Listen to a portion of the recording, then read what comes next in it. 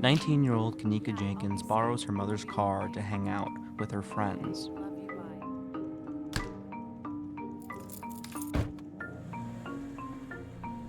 She didn't tell her mother where she was going or that they would be drinking.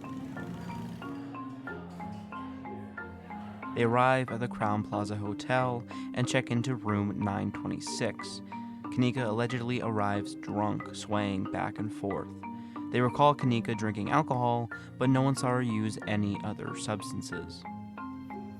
2 hours pass, and we aren't sure what happens until 3:20 a.m., when Kanika drunkenly walks past the front desk and through the hallways of the hotel alone.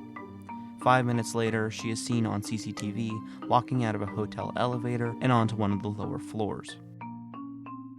120 seconds later, we see her for the last time as she walks through the hotel's, at the time, unused kitchen, just out of sight from the cameras. This would be the last time Kanika will be seen alive.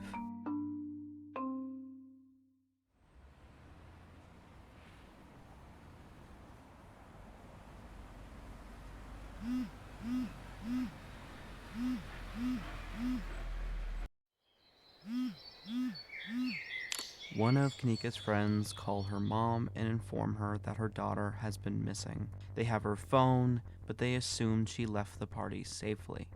Her mother arrives at the Crowne Plaza at 5:20 a.m. and requests to see the security footage, but the management tells her that Kanika would have to be reported as missing to get access to them. So they continue their search and come up with nothing. At 7:14 a.m., they report Kanika as missing, but authorities request they wait a few more hours just in case she shows up. 5 hours pass, and a missing person report is filed for Kanika at 12:46 p.m. At this point, Kanika has been missing for 9 hours, and nobody knows where she is. At 1:15, police confirm with the Crowne Plaza management that Kanika is officially a missing person. When police go over the CCTV footage, they check every entrance and exit and never see Kanika leave the building. It takes them 4 hours to comb through that night, but are left with no answers. It has now been nearly 40 hours since Kanika was last seen. An employee of the Crowne Plaza Hotel checks the unused kitchen's walk-in freezer that Kanika was seen passing in the security cam footage and discovers Kanika's body. The freezer she was found in was running and was keeping a temperature of about 33 degrees Fahrenheit. However, police noted that in the report, the freezer was left open for several hours before taking the reading, so it's likely it was much colder. For example, the standard temperature for restaurants' walk-in coolers is anywhere from 0 degrees Fahrenheit to -10. An average person could be in a walk-in freezer for a couple of hours and survive, but they would need to concentrate their breathing and focus on staying awake. But this could be a struggle for someone who is as inebriated as Kanika. The autopsy report found her blood alcohol content was 0.112. Also, they found traces of an epilepsy medication called topiramate in her system. This is strange because Kanika was never diagnosed with epilepsy. However, this medication could be used to treat migraines, so it's possible she got it from somebody else. This wouldn't be important except for the fact that the mix of topiramate and alcohol would speed up the onset and effects of hypothermia. When she was found, Kanika was face down, with one of her shoes off and to her side. The police noted there was no obvious traumas to her body, except for a small cut at the bottom of her foot. The Chicago Police Examiner deemed her death was an accident, with no suspected foul play. However, many people, including Kanika's mother, think something more happened that night.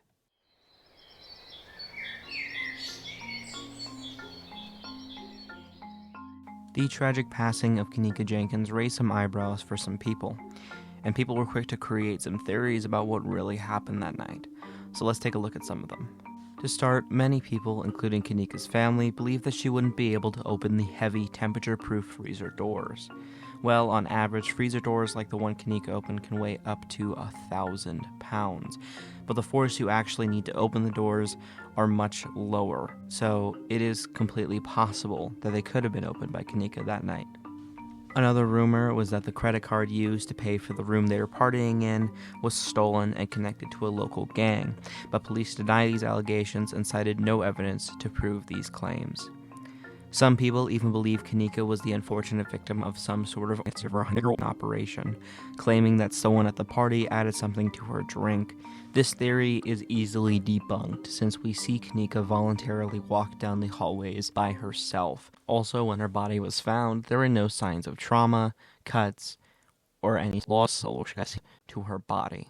Despite all of these conspiracies surrounding the death of Kanika Jenkins, the police determined the death to be an accident. And with that, the case was closed. However, Jenkins' family is still determined to reopen the case and figure out what truly happened. They filed a wrongful death lawsuit with the Crown Plaza Hotel and reached a settlement of $10 million. So what do I think about the whole thing? Well, personally, I think that it was an accident. I think that Kanika drank too much that night, walked through the hotel, found the hotel freezer, and walked in it by herself with no one forcing her. There's also something that's pretty important that I don't see a lot of people talk about, and that's with the freezer. Freezers usually have a 0 or even negative air pressure inside of them. So when you open a freezer door, warm air floods into the freezer until the door is shut again. This new warm air is cooled and pressure inside the freezer begins to lower. And because warm air is stronger than cold air, the warm air from the outside pushes on the door with monumentally more force. There's a great video about this from the Action Lab. If you want to check it out, I'll leave an annotation. So, with everything I've researched, everything I've seen, I do believe this was an accident. All I can leave you with is, if you're going to drink, please drink responsibly. And have a good night. All right. Bye.